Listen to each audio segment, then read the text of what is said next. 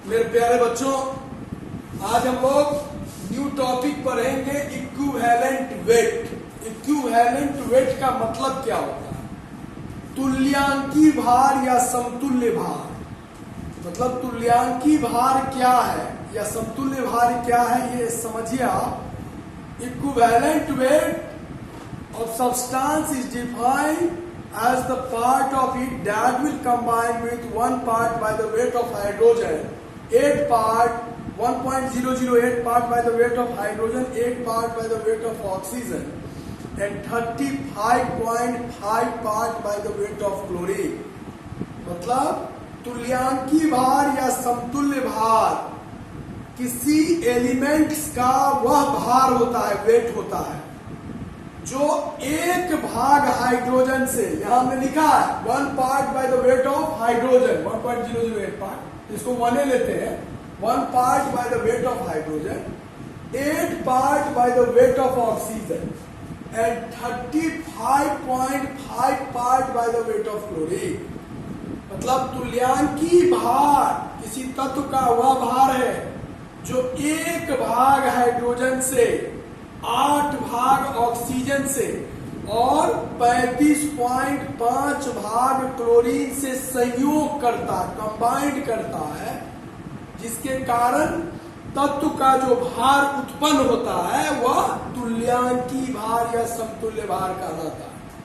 Equivalent weight is defined as the number of parts of it that will combine with 1 part by the weight of hydrogen and 8 part by the weight of oxygen and 35.5 part by the weight of chlorines। तो इसे हम लोग तुल्यांकी भार कहते हैं। अब मेरे बच्चों, equivalent weight of element can be calculated by the following formula. किसी तत्व का तुल्यांकी भार को निकालने के लिए निम्नलिखित सूत्रों का उपयोग किया जा सकता है। निम्नलिखित सूत्र का उपयोग किया जा सकता है। A बराबर V into E।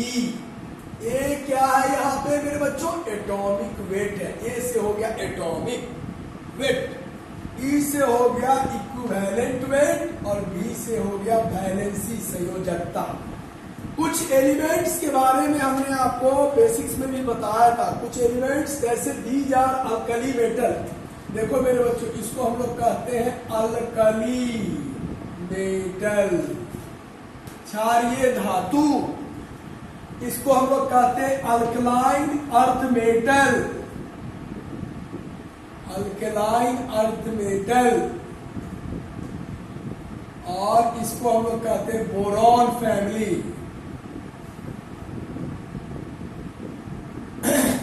Alkali metals में कौन कौन एलिमेंट्स आते हैं? Lithium, sodium, potassium, rubidium, caesium, francium. Alkaline earth metal में कौन कौन से एलिमेंट आते हैं? Beryllium, magnesium, calcium, strontium, barium, radium. उसके बाद बोरॉन फैमिली में कौन कौन एलिमेंट्स आते हैं? Boron, aluminium, gallium, indium, thallium. यहां लिखा है boron, aluminium, gallium, indium, thallium. Beryllium, magnesium, calcium, strontium, barium, radium. ये जितने भी एलिमेंट्स होते हैं सभी के वैलेंस इलेक्ट्रॉन 1 होते हैं। इसमें से कोई भी एलिमेंट्स हम लोग लेते हैं उसकी वैलेंसी हम लोग 1 लेंगे। तो जैसे मान लीजिए हमने कुछ एग्जांपल्स बताए, जैसे मैग्नीशियम। मैग्नीशियम का सेकेंड ग्रुप का है, इसका एटॉमिक नंबर, परमाणु संख्या 12 होगा, परमाणु भार 24 होगा। एटॉमिक वेट इसका 24 है और इस ग्रुप का वैलेंसी क्या है? सभी एलिमेंट्स का 2 है, तो वैलेंसी 2 हो गया। तो इक्विवेलेंट वेट बराबर क्या होता है? A by B. Atomic weight 24 by valency 2, तो इसका 12 होगा। इसका इक्विवेलेंट वेट 12।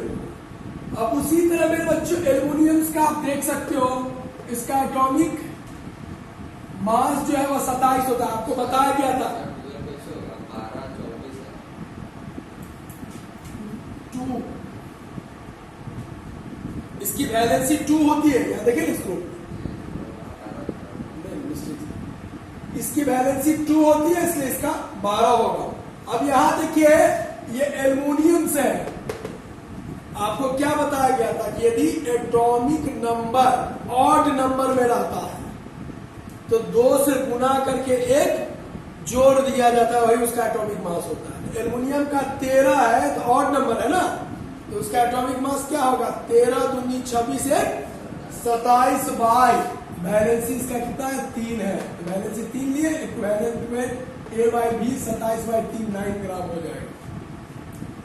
तो किसी तत्व का एलिमेंट का हम लोग वैलेंसी जो कैलकुलेट करते हैं मेरे बच्चों, तो A/B होता है atomic weight by valency. Atomic weight हम लोग को एलिमेंट्स का पता आता है और वैलेंसी हम लोग कैलकुलेट करते हैं। अब इक्विवेलेंट वेट ऑफ एसिड्स के बारे में हम लोग डिस्कस करेंगे। एसिड के बारे में क्या कहना है? एसिड्स का बहुत सा थ्योरी है। क्लासिकल कॉन्सेप्ट है, ब्रोनस्टेड-लॉरी कॉन्सेप्ट है, आर्हेनियस कॉन्सेप्ट है, लुईस कॉन्सेप्ट है। तो एक जनरल थ्योरी अम्ल के बारे में क्या कहता है कि अम्ल वह पदार्थ है जो जलीय घोल में हाइड्रोजन आयन देता है। An acid is a substance which gives H+ ion in an aqueous solution. लिखा है an acid is a substance which gives H+ ion in an aqueous solution. अम्ल वह पदार्थ है जो जलीय घोल में हाइड्रोजन आयन देता है। जैसे example HCl, hydrochloric acid, phosphoric acid, sulphuric acid, all are acid because it gives H+ ion in an aqueous solution. H+ ion दे रहा है। अब कैरेक्टरिस्टिक्स ऑफ एसिड, एसिड का क्या कैरेक्टरिस्टिक्स है मेरे बच्चों? It gives H+ ion in solution, या हाइड्रोजन आयन देता है। इसे देख रहे हैं, हाइड्रोजन आयन दे रहा है। आप ये सब जानते हैं। इट हैव सोर इन टेस्ट, ये स्वाद में खट्टा होता है। अम्ल स्वाद में खट्टा होता है। It turns blue litmus to red, ये नीले लिटमस पेपर को लाल कर देता है। नीले लिटमस पेपर को जैसे एसिड में डालोगे रेड हो जाएगा। और it liberate hydrogen gas on react with metal. जैसे हम लोग किसी मेटल से एसिड का रिएक्शन करते हैं, this is sulphuric acid, king of chemicals, आप ऑलरेडी डिस्कस करते हाइड्रोजन गैस देता है।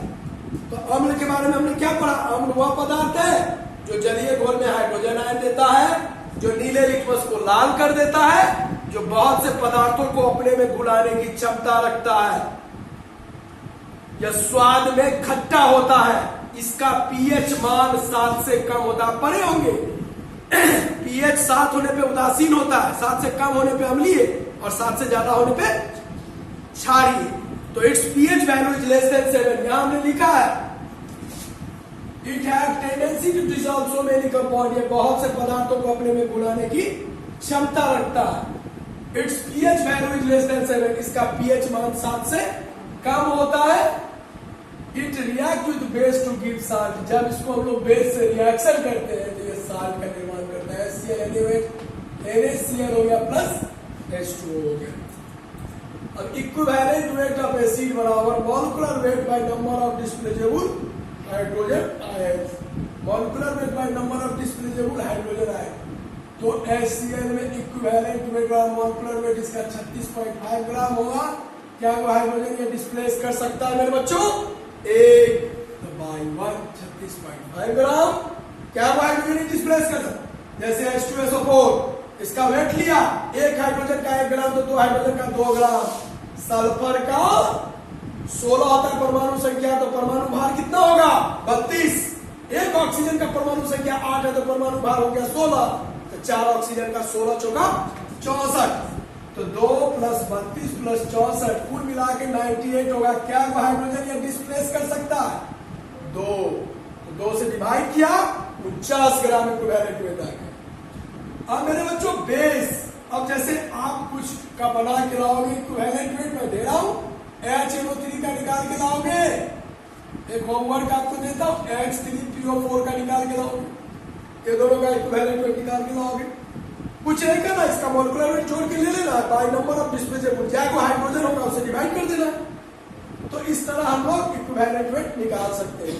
फिर से मेरे बच्चों समझ लो, अम्ल वह पदार्थ है जो नीले लिटमस को लाल कर देता है, यह स्वाद में खट्टा होता है, यह जलीय घोल में हाइड्रोजन आयन देता है, इसका पीएच मान 7 से कम होता है और यह बहुत से पदार्थों को अपने में घुलाने की क्षमता रखता है। और जब इसकी अभिक्रिया हम लोग क्षार के साथ करते हैं, बेस के साथ करते हैं, ये देखिए बेस, तो यह लवण का निर्माण करता है, सोडियम क्लोराइड। खाने वाला नमक का यही फॉर्मूला होता है NaCl प्लस H और OH मिलकर H2O देता है। अब इंग्लिश में समझ लो, an acid is a substance which gives H plus ion in an aqueous solution. It gives H plus ion in an aqueous solution. It turns blue litmus to red. It absorbs in taste. It have a tendency to dissolve so many compound. It reacts with base to give salt. तो these are the general characteristics of acids. Acid का equivalent weight मेरे बच्चों हम लोग कैसे calculate करते हैं? उसका मॉलिक्यूलर वेट ले लेते हैं by number of hydrogen ions which dissolve in solution. जो number of hydrogen ion dissolve हो रहा है उससे हम लोग डिवाइड कर देते हैं, जिसके कारण हम लोग equivalent weight we can easily calculate the equivalent weight of elements. अब मेरे बच्चों बेस क्या होता है? क्षार. क्षार वह पदार्थ है जो जलीय घोल में हाइड्रो ऑक्साइड आयन देता है. Base is a substance which dissolve in base is a substance which gives hydroxide ion in aqueous solution. Its characteristics is just reverse of the characteristics of acids. इसका जो गुण है वह acid के गुण से साफ अलग होता है. उसका पीएच मान 7 से कम होता है, इसका पीएच मान 7 से अधिक होता है. वह नीले लिटमस को लाल करता है या लाल लिटमस को नीला कर देता है. यह बहुत से पदार्थों को गुणाने की रखता है, यह भी बहुत से पदार्थों को वह या स्वाद में कड़वा होता है. It are bitter in taste. तो these are the general characteristics. It gives OH minus ion in solution. इस बेस की क्या पहचान है कि उसमें OH आयन होना चाहिए. Its pH value is greater than 7. इसका पीएच मान 7 से अधिक होनी चाहिए. It turns red litmus to blue. Just reverse. It turns red litmus to blue. ये लाल लिटमस को नीला कर देता है. It have bitter in taste. इस स्वाद में कड़वा होता है. It react with acid to give salt. और जैसे ही इसको हम लोग एसिड के साथ रिएक्शन करते हैं मेरे बच्चों, ये साल्ट का फॉर्मेशन करता है. The equivalent weight of base can be calculated by the following formulas. Molecular weight by number of displaceable OH ion in solutions. तो यहाँ पे मेरे बच्चों देखो NaOH में क्या वो OH दे सकता है ये A. इसीलिए इसका वेट हम लोग ले लिए. इसका वेट 23 होता है. हाइड्रोजन का 1 प्लस 60 ऑक्सीजन का. कुल मिलाओ में 40 होगा. क्या वो OH दे सकता है? 1 तो 40/1 मतलब 40 हो जाएगा. अब मैं एक और एग्जांपल आपके सामने रखता हूं, जरा ध्यान देंगे, आप गौर करेंगे. जैसे CaOH का होल ट्वाइस, इसका हम इक्विवेलेंट वेट निकालना है. सबसे पहले इसका मॉलिक्यूलर वेट हम लोग ले लेते हैं. कैल्शियम का 40 प्लस 2 हाइड्रोजन है 2 प्लस 16 दूनी 32. जोड़ लो सबको. 4 और 4 3 7 74 ग्राम टोटल वेट है. और क्या वो OH आयन डिस्प्लेस कर सकता है? 2. तो equivalent weight is equal to 74 by क्या वो OH से डिवाइड डिस्प्लेस कर सकता है? 2. तो 2 से हम लोग डिवाइड कर देते हैं. 2 या 6 2 7 14 मतलब 37 gram the equivalent weight of calcium hydroxides. तो यही हम मेरे बच्चों फिर से एक बार मैं समझा दूं. बेस वह पदार्थ है जो स्वाद में कड़वा होता है, पीएच का वैल्यू 7 से अधिक होता है, या लाल लिटमस को नीला कर देता है. तो these are the just reverse characteristics of base. तो आज यहीं तक रहने देते हैं. नेक्स्ट डे हम आगे डिस्कस